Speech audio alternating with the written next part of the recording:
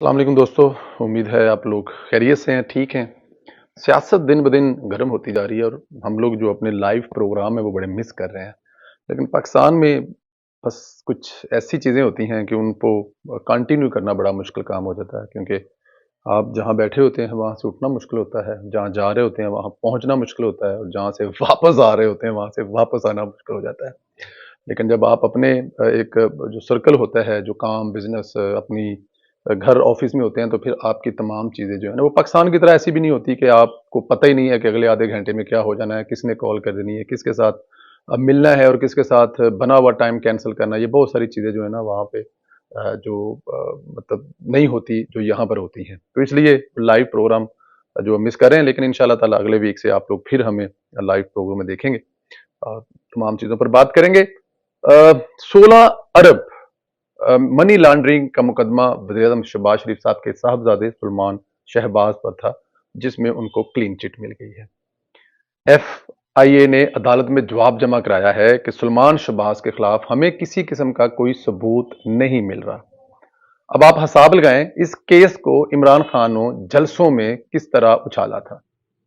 उन्होंने अपने फॉलोअर्स को किस तरह ये साबित करने की कोशिश की थी कि वज़ीर-ए-आज़म शहबाज शरीफ साहब के जो साहबजादे हैं सुलेमान शहबाज, उन्होंने आई डोंट नो कोई एक नाम मुतारफ करवाया, मकसूद चपड़ासी किस्म का नाम था कि जी मकसूद चपड़ासी के नाम पर सुलेमान शहबाज साहब ने ये जो 16 अरब रुपए की है, ये टीटी और मनी लॉन्ड्रिंग और आई डोंट नो पता नहीं क्या क्या जो उनके मुंह में आता था, वो कभी अरबों को करोड़ों में ले जाते थे, कोई कभी करोड़ों को अरबों में ले जाते थे, कभी वो कहां से कहां पहुंच जाते थे। तो ये उन्होंने जलसों में इस चीज को बढ़ा कहा था। लेकिन एफआईए ने इमरान खान के जंगल से अगर देखा जाए कि उनकी जुबान से, उनके कामों से जो सुलेमान शहबाज साहब को आजाद करवाया, इसमें पहले वो जमानत पर थे और अब उनको क्लीन चिट मिल गई है, क्योंकि जी हमें किसी किस्म के कोई सबूत नहीं मिल रहे हैं, इसलिए हमारे लिए ये इस केस को लड़ना जो है वो बड़ा मुश्किल है। तो इसलिए हम इस केस से विड्रॉ कर रहे हैं।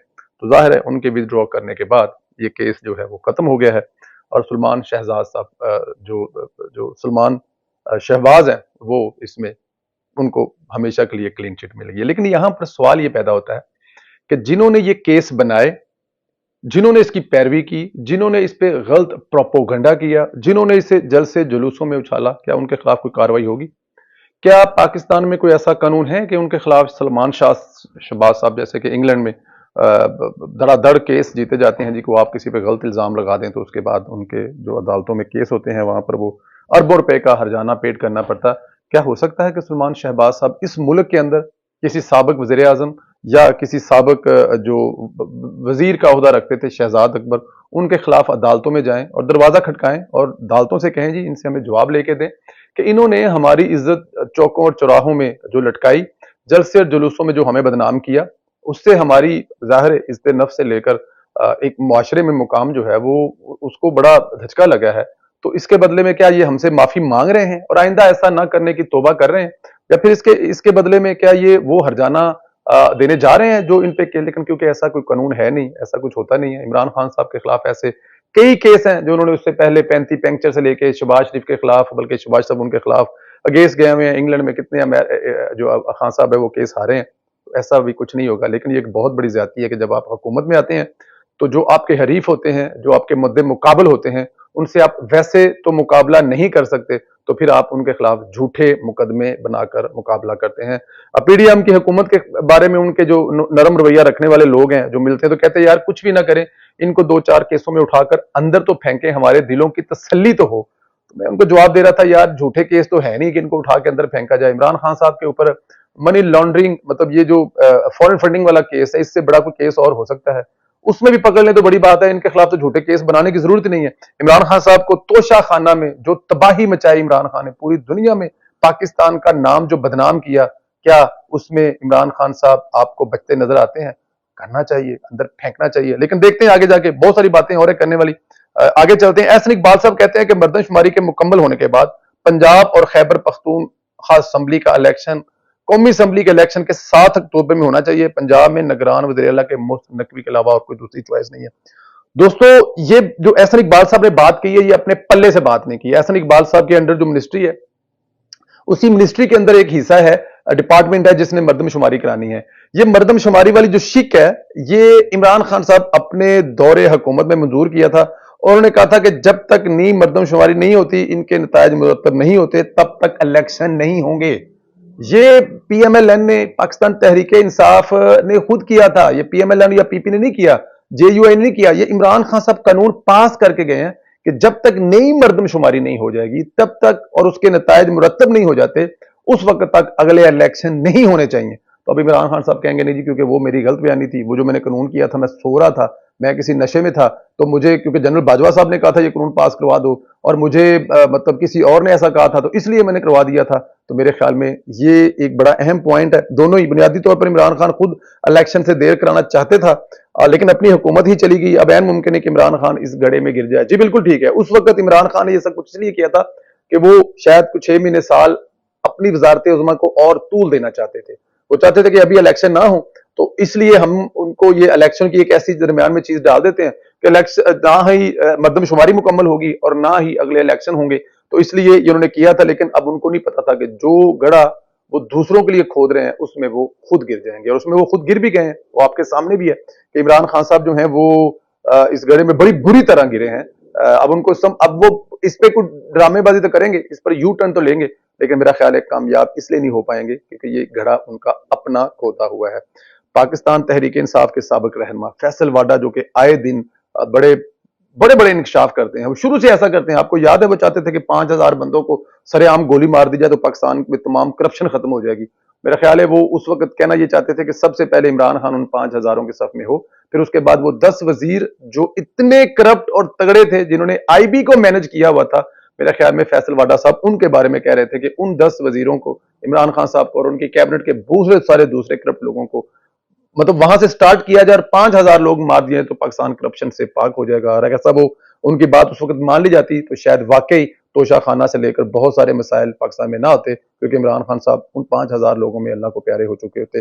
साबिक DGISI lieutenant general retired Faiz Hamid के पास मुस्लिम लीग नून, इमरान खान समेत PTI के कई रहनुमाओं की ऑडियो और वीडियो महफूज हैं।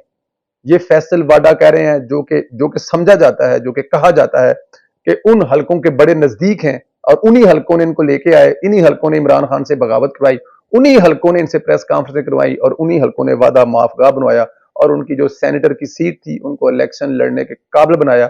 अब मुझे नहीं पता कि फैसल वाडा साहब इलेक्शन लड़ेंगे और वो कामयाब होंगे, और कौन सी जमात की तरफ से सेनेटर बनेंगे, क्योंकि इमरान खान साहब से उन्होंने दुश्मनी पा ली है। लेकिन यहाँ पे फैसल वाडा ने यह दावा भी किया कि मुस्लिम लीग नून और PTI के रहनुमाओं की ऑडियो और वीडियो जल्द लीक होंगी।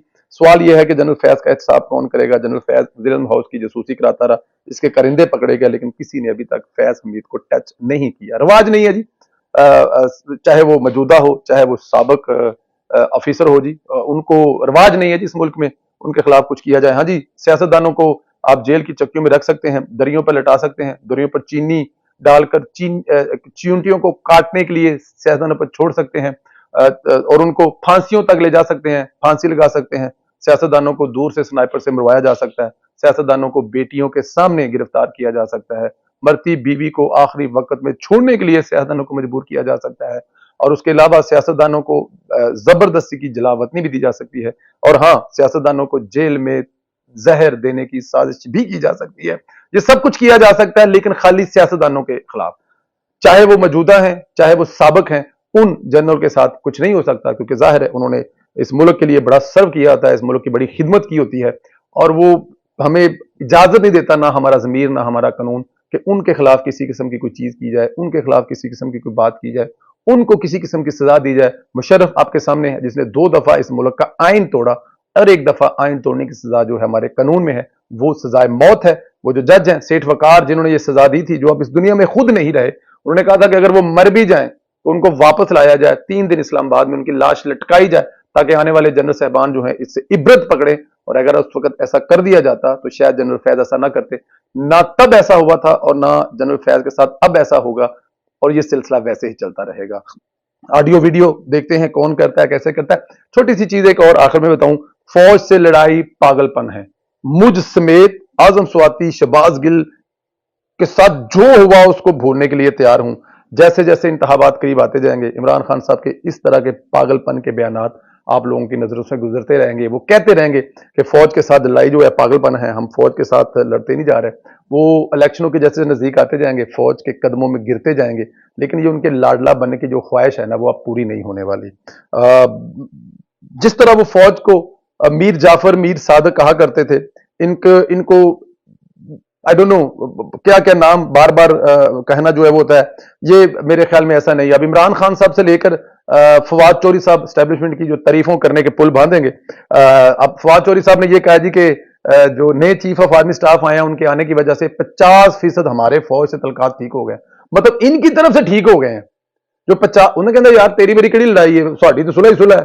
انہیں 50% صلح ہے. وہ کہنا خود ریزن ہے کہ میرے پاس صلح ہے, وہ اگلے نہیں منتے پہ.